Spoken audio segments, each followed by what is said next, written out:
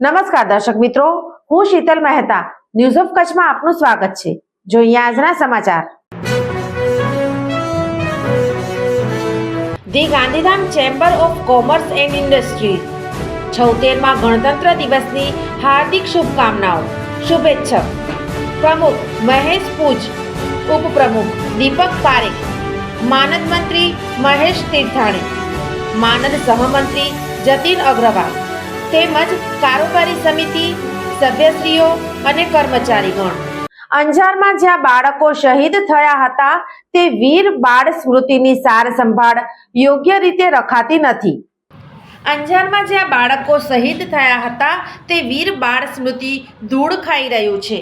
અહીં એ જ જગ્યાએ સ્મારક બનાવવામાં આવે તેવી માંગ વર્ષોથી વાલી મંડળ કરી રહ્યું છે। માતા કહે છે, અમે પરિવાર સાથે દીકરાનો 25 તારીખે જન્મદિવસ મનાવ્યો અને 26 જાન્યુઆરીના દીકરો શાળાની પરેડ રેલીમાં ગયા બાદ પરત ન આવ્યો।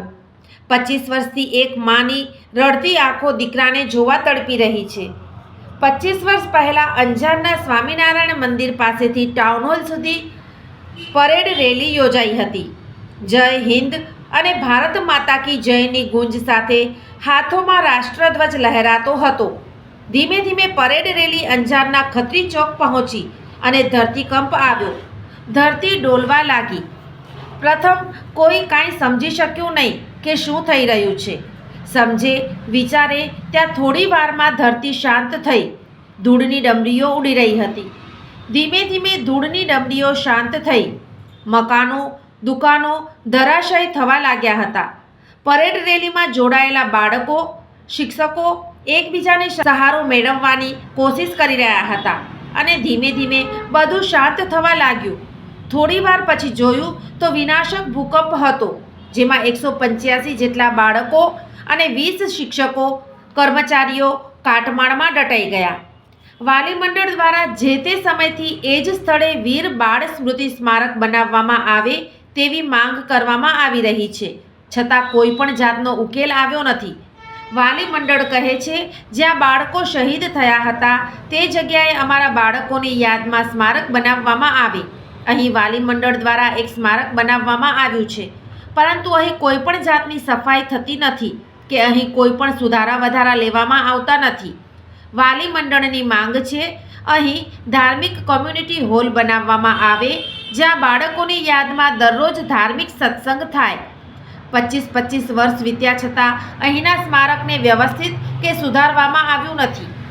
બીજી બાજુ અંજાર બાયપાસ કોર્ટ પાસે વીર શહીદ બાળકો અને શિક્ષકોની સ્મૃતિમાં સ્મારક બનાવવામાં આવશે તેવી જાહેરાત 2008માં કરવામાં આવી હતી અને છેક 2017માં મંજૂરી આપવામાં આવી અને 28 ઓગસ્ટ 2022ના વડાપ્રધાન નરેન્દ્ર મોદીએ ઉદ્ઘાટન કર્યું હતું।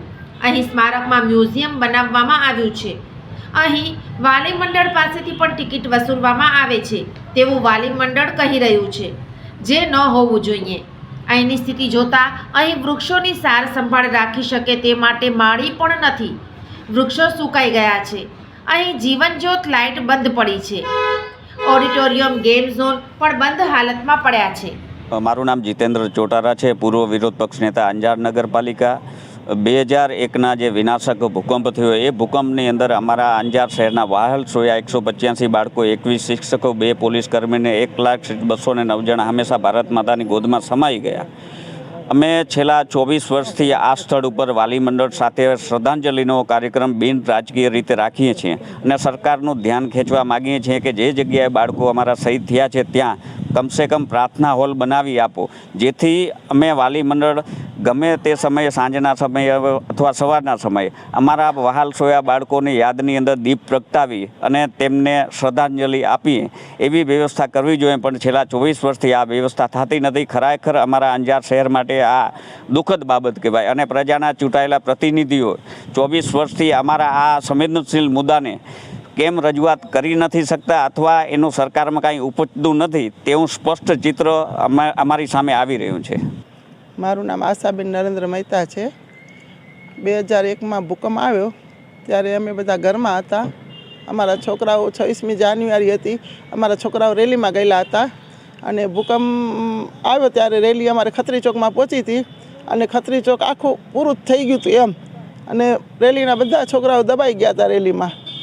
અને મારો મોટો છોકરો પણ ભૂકંપમાં આવી ગયો, મિતુલ નરેન્દ્ર મહેતા. અને મારો બીજા નંબરનો છોકરો પણ ભૂકંપમાં હતો. એમના માથે તો બહુ મોટી મોટી શિલાઓ પડી હતી. એને તમે માંડ બચાવ્યો છે એમ.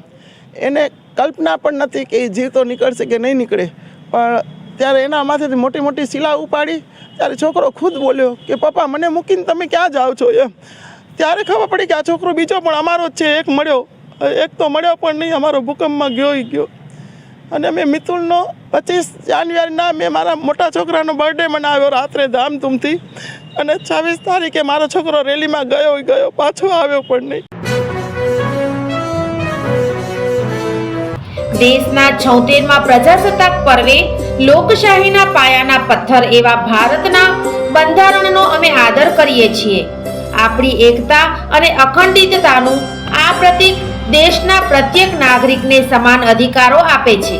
ચાલો આપણે સૌ મળીને તેના મહાન મૂલ્યોને સ્વીકારીએ અને એક ઉજ્જવળ ભવિષ્યનું નિર્માણ કરીએ. અદાણી પરિવાર તરફથી પ્રજાસત્તાક દિવસની હાર્દિક શુભકામનાઓ.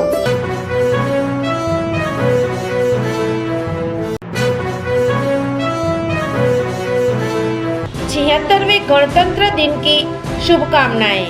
दीनदयाल पतन प्राधिकरण कंडला, दीनदयाल पोर्ट ऑथोरिटी कंडला. દર્શક મિત્રો, આજે તારીખ 25 જાન્યુઆરી 2025. આ હતા આજના સમાચાર. આવતીકાલે ફરી મળીશું. ત્યાં સુધી મને રજા આપશો. નમસ્કાર.